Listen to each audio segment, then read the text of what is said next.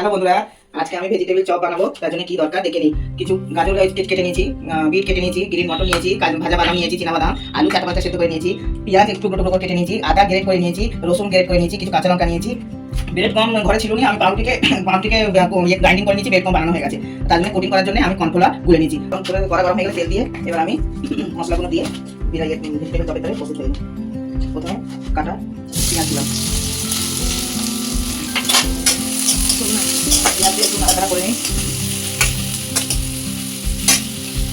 তারপরে কাঁচা লঙ্কা দিলাম। কাঁচা লঙ্কা একটু ভাজা হয়ে গেলে ঝাল কম লাগে। পেঁয়াজ একটু নরম হয়ে গেলে তারপরে আদা রসুন দেবো। পেঁয়াজগুলো ভাজা করতে থাকি, আমাকে নুন দিই। নুন দিলে পেঁয়াজগুলো তাড়াতাড়ি নরম হয়ে যাবে।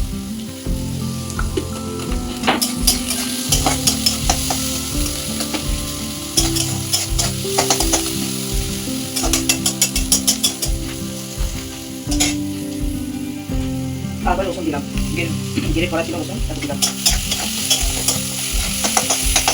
এবার আদা দিয়ে দিচ্ছি।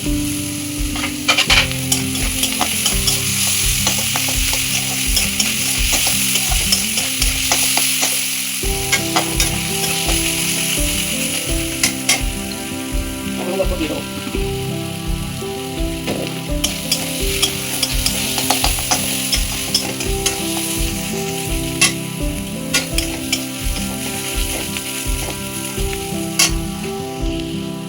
লঙ্কা অল্প পরিমাণে দিলাম।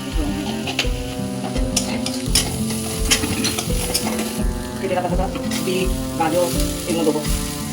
মশলা বেশি ভাজলে তার বাসনাটা উঠে যায়। অল্প মশলা ভাজতে হবে। দেখুন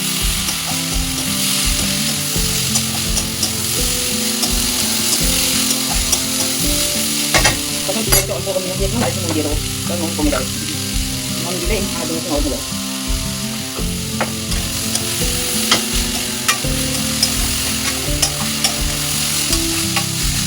এবার আমি কিছু সময় গ্যাস দিয়ে করে চাপা দিয়ে রাখবো, মানে নরম হবে। দেখি 2 মিনিট পরে কতটা সেদ্ধ হবে। এবার আমি গ্রিন মটর দিয়ে দেবো। বাদামটা পরে দেবো, কারণ বাদামটা দিলে নরম হয়ে যাবে। কারণ ভাজা বাদাম দিলে জল আছে না, নরম হয়ে যাবে। ভাজা বাদামটা পরে দেবো, আরেকবার চাপা দিয়ে দিই, সেদ্ধ হতে থাকুক। আর 2 মিনিট পরে আবার দেখবো। দেখি খুলে কতটুকু সেদ্ধ হবে। মাঝে মাঝে চাপা দিতে হবে, মাঝে মাঝে একটু নেড়ে দিতে হবে, তাহলে তলায় লেগে যাবে। গরম হয়ে যাবে। এবার কিছু গরম মশলা দিয়ে দিই, গরম মশলা দিয়ে আরেকটা চাপা দিয়ে দেবো। সেদ্ধ করে রাখা আলু গরম মশলা দিয়ে নেড়ে চেড়ে দিই। আবার এই ভাজা চীনা বাদাম ছিল দিয়ে দিচ্ছি। নেড়ে নিয়ে আবার চাপা দেবো। চাপা দেওয়ার পরে তারপরে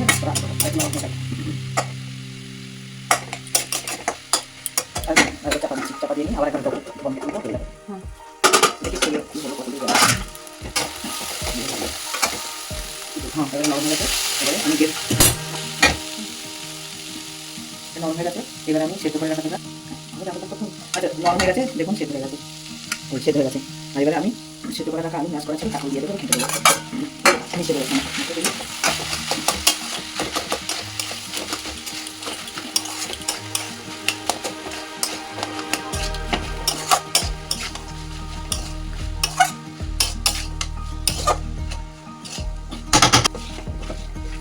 ম্যাশ করে আলুটা বাজে ফটাফটা ম্যাশ করে দিলে ভালো আমাদের সঙ্গে ছিল।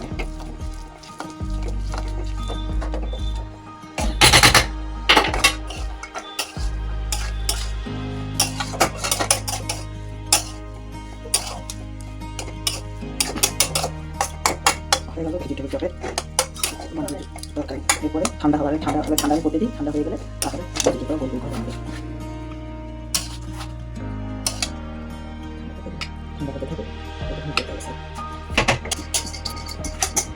বন্ধুরা লাস্টে একটুখানি সব রকম ভাজা মশলা একটু দিলে গুঁড়ো করে ভালো সেন্ট ছাড়ে। যেমন ডালচিনি 2 খণ্ড, 4-5টা সাদা এলাচ, ডালচিনি লবঙ্গ এলাচ, 2টো মৌরি, অল্প 1 চামচ মৌরি, জিরে 1 চামচ জিরে দিয়ে একটু কুসুম করে ভেজে নিলাম। বেশি ভাজতে হবে না, অল্প মশলাই হয়ে যাবে। এই গুঁড়োটা লাস্টে ছড়িয়ে দেবেন, খুব সেন্ট ছাড়ে, খুব ভালো মশলা হবে। বেশি ভাজার দরকার নেই, অল্প ভাজলেই হয়ে যাবে। ঠান্ডা হয়ে গেলে মুচমুচ হয়ে যাবে। ভাজাতে গেলে গ্রাইন্ডারে দিয়ে গুঁড়ো নিয়ে মিশিয়ে দেবো।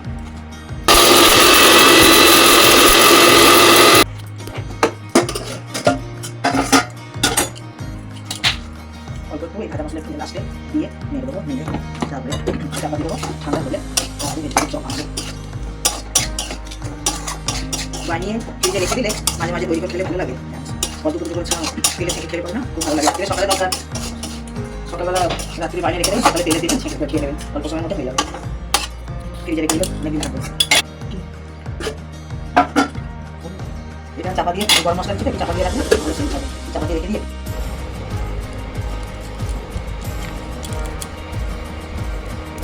এই সাইজটা দেখতে হবে, সাইজ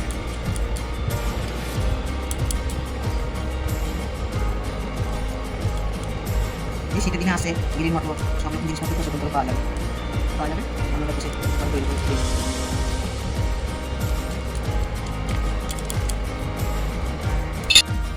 ট্রেন বসিয়ে দিয়েছি। এবারে ব্রেড কর্নফ্লাওয়ার দিয়ে কোটিংটা বানিয়ে দেবো।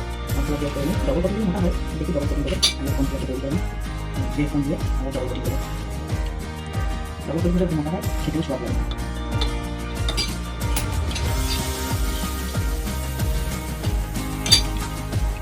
এইভাবে ডবল কোটিং দিয়ে বসিয়ে দিয়েছি।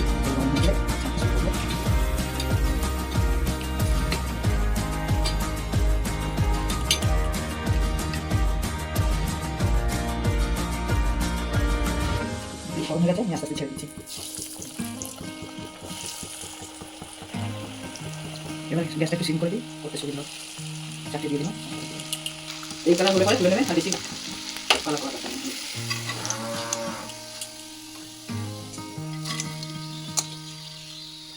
বন্ধুরা ভেজিটেবিল চপ প্রস্তুত হয়ে গেছে। টাটা।